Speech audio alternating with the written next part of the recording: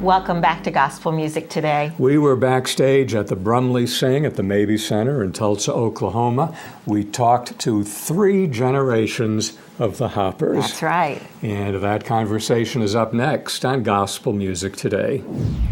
We are backstage at the Mabee Center in Tulsa, Oklahoma. It's the new home of the Brumley Gospel Sing, and we have with us one of the favorite families of gospel music, several generations of them, in fact. We want to welcome the Hoppers to Gospel Music Today. Right next to me is Dean Hopper, and Dean, I'm going to ask you to introduce the clan. I don't know these people. No. Well, Too late. I'm sorry. Ken, let's start this way. This is my wife, Kim, 27 years. And then our 2 daughters. This is Lexus, she's 11, and Carly, she's 21. And of course, there's my mom, Connie. She's been my mom for as long as I can remember. Okay. And then my dad, and then my brother, younger brother, his name is Michael. You have a CD that's not out yet. That's correct. And a #1 song. That's correct. From that CD. Yeah. How did that happen? You know, the story is we started working on a new CD about 2.5 years ago. And then through some things that were taking place in our family, Kim's mother had gotten sick, and then my mom started into her second bout of cancer, and we were recording with Larry Goss, the producer. And about 2 or 3 months into that, January, he passed. And so everything just got put on hold. It's been an interesting journey, to say the least. And so last fall, we started getting more songs together to try to finish the album. And so we finally got it finished, but we needed some new music to radio. And so we went into the studio and we finished one of the songs. The young lady that wrote Jerusalem for us years ago, Paula Stavanovich, this is her latest effort at songwriting called Jesus the One. And so we put the song out knowing that we didn't have the guarantee of when the CD would be released. And it moved up quickly, and I'm not complaining about that. Yeah. And so we have our #1 song, and the CD's not out yet. We have another song at radio. You know, in some of the secular fields of music, they will release a song to radio and try to build some momentum for that. And we didn't really plan it this way, but this is the way it's going. And we got people excited about the new CD. But I don't think I've ever asked Claude and Connie how you two met. That's easy. I met her in high school. I remember her in high school. She was 2 grades behind me. I just casually met her because I was a sophomore and she was a freshman. And her, one day, her cousin took me over to her house, and she was playing the banjo on the porch, and of course her dad played the banjo too, and that's when I officially met. And then I remember her in high school playing piano, and she sang in a little pop group too, and so that was our first meeting. And then after my brothers and I started singing in 1957, my younger brother suggested we get a piano player, and he suggested her. And I was working for A&P, delivering groceries to cars, and she came through town.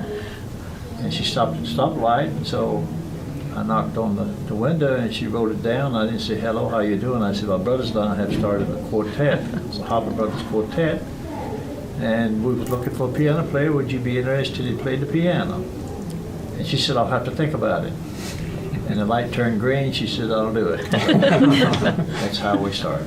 Another Hopper couple here, and let me ask Kim, how you guys met?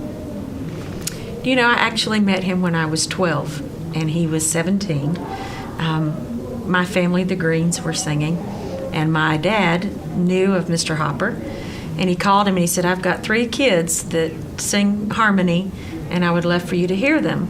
Are you going to be anywhere that we could come and my kids meet your family?" So Claude told him of a place about an hour and a half from where we lived, and it was an old tabernacle. And so my dad put all 3 of us kids in a van and took us to meet the Hoppers. And when we got there, Mr. Hopper said, "You know, you're welcome to open up for us." And so we sang, and then we sat and listened to the Hoppers, and Dean came in, and I fell in love with him, but I was only 12, so he was not interested at all. And but we just met, and then when I was about 19, we became good friends. And then after our first date, I actually knew on the first date, I thought, I will spend the rest of my life with this guy. I just knew it. And we've been together almost 28 years. Wow, So. beautiful story. Thank you. And two Beautiful lovely girls. who are now the third generation Yes, sir. of the Hoppers, and on stage every night. Are they both on every night? Carly is. Yeah. She's out there. This one here, she decides along the way. She makes all the calls. Going to come out and sing. I'm the new Claude Hopper, basically. Okay. She plays ukulele and sings, plays acoustic guitar, and just about the last couple of years has kind of really taken into that. She writes songs, and she surprised us with a song that she had written, and she had gotten with our pianist and worked up the arrangement and said, Dad, I want to sing this song tonight. This has just been a few months ago, and she came out and sang this incredible song. And I thought, where did that come from? She said, well, Dad, I wrote it. So anyway, she shows up here and there. She's busy. You got a lot of things going on. That is great. School, dance, everything. Shopping. Yeah. Shopping. Who are your favorite singers? Well, I like pop artists too. So probably Ariana Grande and Lady Gaga. I would have to say that. And plus my parents. We made it in the list there. Okay, that's good. It's good to at least be on the list. Mike, when we first saw you on stage with the Hoppers, you playing the drums all the time. You still play the drums. Still but play, now, yep. Now you're singing. I just go where they need me. Yeah. I mean, basically, when Mom was off the road for a while and then Dad was off the road for a little while, then they brought me up and I was singing more during that time. But I still play, and it's still about 50-50, and I Yeah. enjoy doing both. Yeah. I like it. And we can see a lot going on behind the scenes that Mike is in charge of. A lot. Oh, too. yes, a lot. Yeah. He puts all of our video, and he and I have a studio together, and he works in the studio a lot. And matter of fact, he not only engineer, but kind of almost a side producer of this new record Right. that'll be coming out. He's also an airplane pilot. Oh, really? Yeah, he flies. Even though he's never He did taken. produce a CD. The Kids Project. Yeah. All right. Very good. And let me ask Carly, favorite singers. Okay, well, if we're gonna stay within this business, No, we don't have to. but I want to for this Okay. moment. Favorite singers.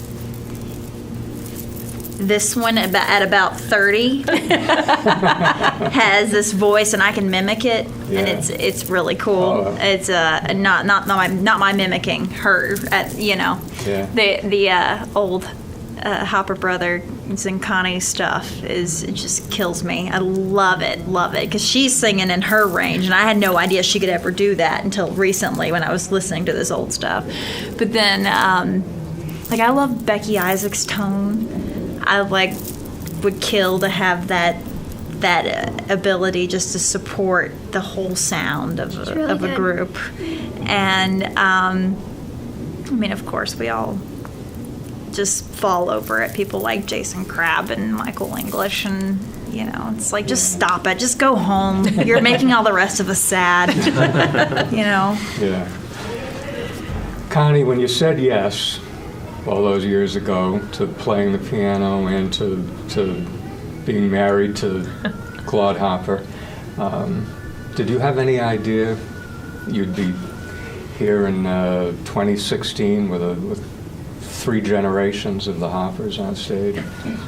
No idea whatsoever. Yeah, it must be great. I just loved music, always, and probably was not that good at it, but I loved it. And when he stopped me in town that day, I had just graduated from high school, and there was not a lot of funds back in those days to go to college or to study anything, and I knew I had to go to work.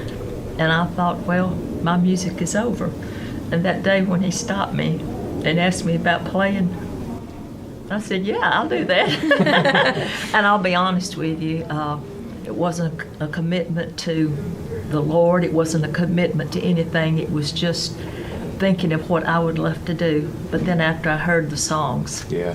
I knew why I was there, and I knew why all these years, I mean, I know God's hand was there in making those decisions. Yeah. I actually had a choice. I had an opportunity to go and do some piano for a country artist, and that didn't work out. And I know why it didn't work out. I know that, and that was a long time before I said yes to marriage. He had lots of girlfriends. Yeah. He says he was shy, but he was most popular in his graduating class. And an excellent dancer. Yeah. Is that right? Yes. And he played a guitar and sang, and so, you know, it took a couple of years, but anyway, we got together, didn't we? Grandma Been together- rocks. That we've been married now for 55 years. That's wonderful. And this is another thing that I don't think you see in any other genre of music, just the family and the generations. And I couldn't even imagine the number of people whose lives have been touched by the Hoppers over all these years. It's just amazing. We are so glad to have the Hoppers with us on Gospel Music today. Thank you. Thank you. Thank you for being Thank here. you. Thank Thanks you. for what you do again, Yes. and for allowing us to be a part of your lives and the people that watch your program.